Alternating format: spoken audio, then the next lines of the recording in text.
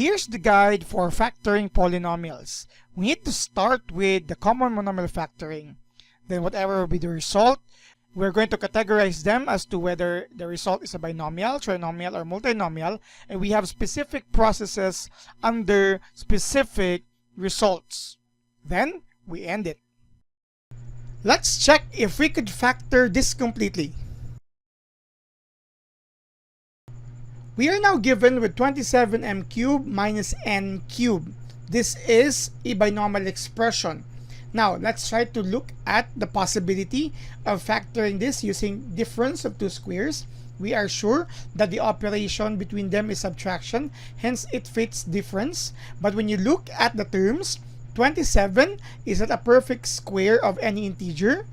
M cubed is also not a perfect square of m, nor n cubed as well. Hence, this term is not a difference of two squares. However, we can examine this to be a difference of two cubes.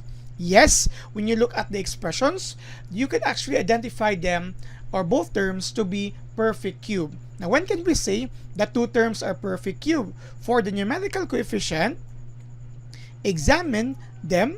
You have here 27 and your second term is negative 1, right? It's not just 1, but it's negative 1.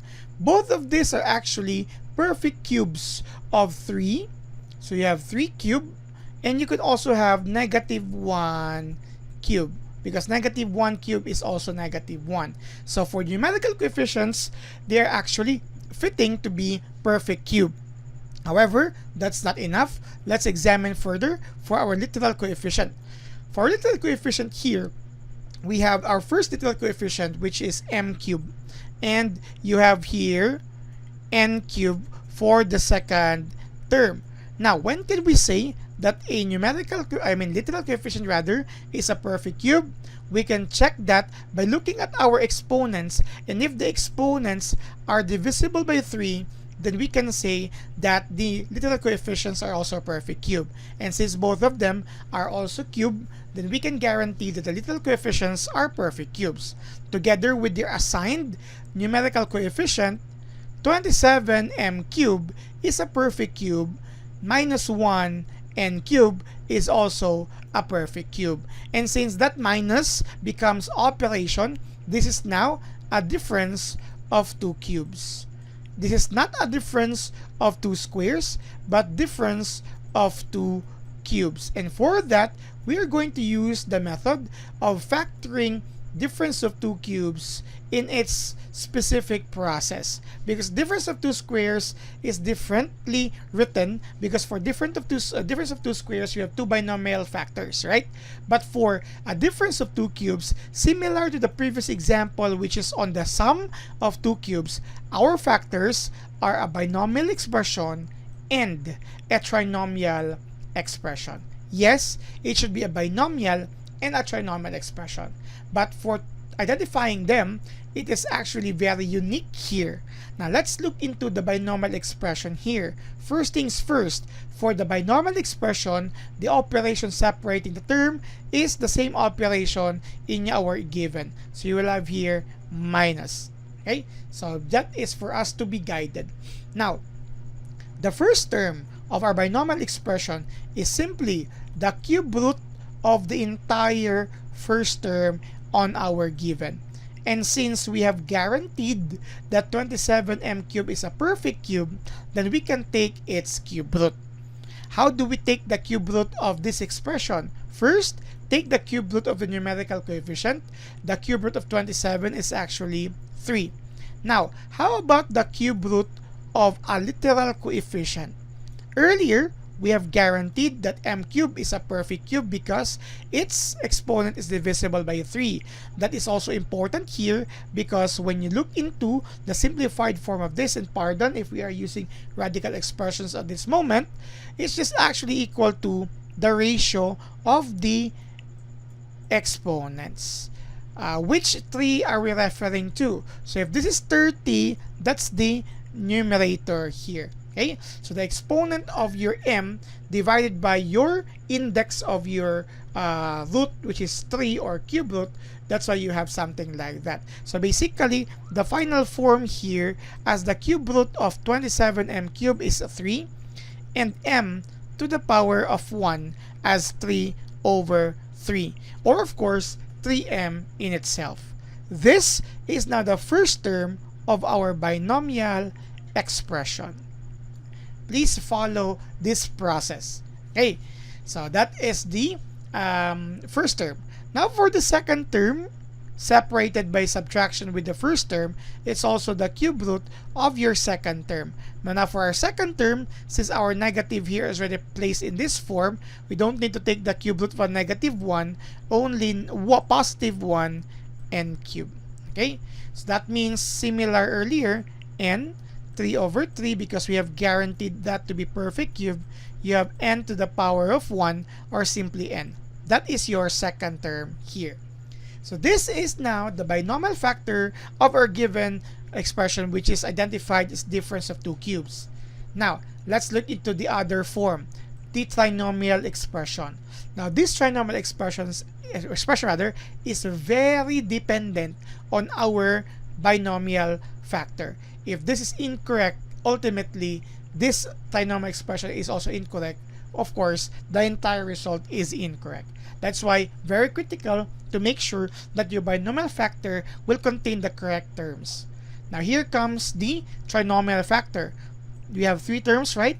The first term is the square, okay, of your first term in the binomial expression, or the square of this. Okay, the square of that, take note, it's the entire expression, not just m. And by using power law, you have here 3 squared m squared, and 3 squared is identified to be 9, and you have here m squared. This is our first term of the trinomial expression, 9m squared. Okay, so that's the square of the first term in your binomial factor. The third term, again, the third term is the square of your second term in your binomial expression. If you're going to square negative n, or choose only n as negative is the sign, nevertheless, when you square a negative sign, it's just actually just positive. So n squared, that is your third term here. And since this is positive, you use here plus. Okay? That's the third term, and this is the first term. Now, how about the second term? This is where it gets more interesting. We are going to take the negative, okay, of the product of your first and second terms. So just to make this clear so that you will be guided, let's always use negative 1 here. So negative 1. So the cube root of negative 1, as mentioned, is also negative 1. So you have negative n. Okay, that's why you have here negative n for your second term. We're going to use that carefully since this is a difference of two cubes, so please pardon with skipping that. So we're going to take this entire expression as a second term, because we have discussed as well that the operation before the term becomes its sign.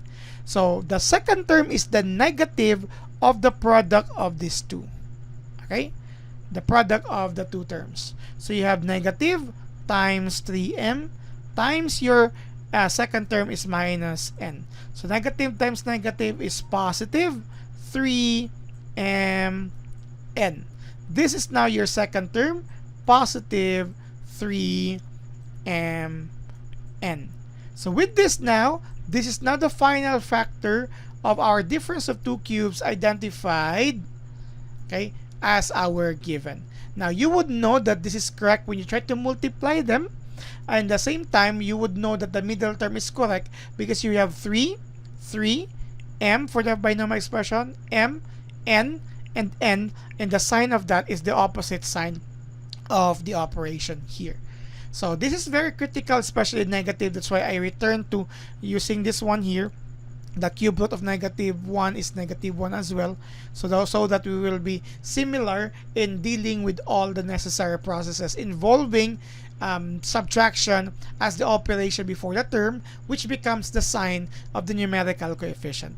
So again, you can try multiplying this, but then again, what makes this clear is that the factors for a difference of two cubes would be a binomial factor and a trinomial factor. The trinomial factor is dependent of your binomial factor, which are the cube root of the first and second terms, and then we have the sign similar to the given. The next factor we're looking for is for our next subscriber.